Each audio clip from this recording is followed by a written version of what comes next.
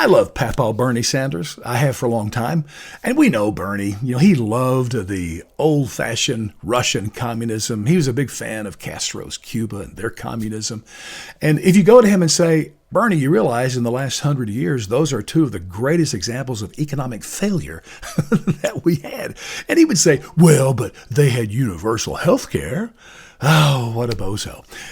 It's fun talking about and to Bernie, but what bothers me now is the number of people, especially college-educated young people, who have joined the Bernie cry of anti-capitalism.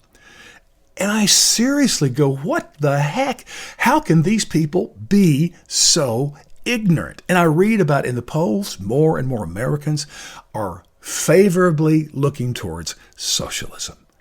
I'm astonished. What bozos you are if you're in that crowd. I love to say, you realize that, America, without question, is the most successful, the greatest, the richest, wealthiest, most prosperous country in the history of mankind.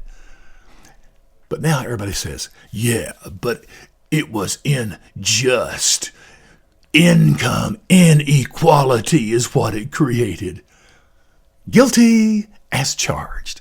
Do you know why capitalism creates income inequality? Because it generates wealth.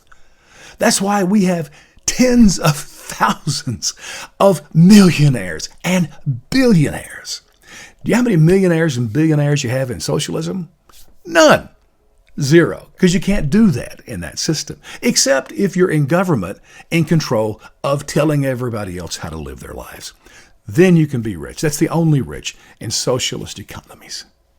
It's incredible to me that anybody would believe in any system other than capitalism for economic growth. I mean, it's just shocking. So the income inequality has not worked. So now they're moving to the racism thing.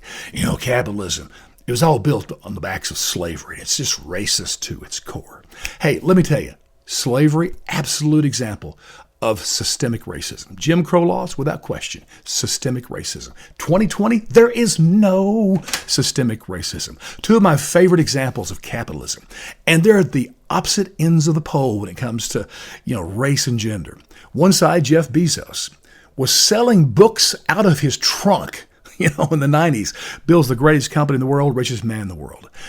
Oprah Winfrey, love her, born in poverty and is now a billionaire. You don't do that in any other economy except capitalism. And racism, get out of here. Get some education, get a skill, have a solid work ethic. You have a great chance to become rich. Just don't make dumb economic decisions because you can lose it in capitalism.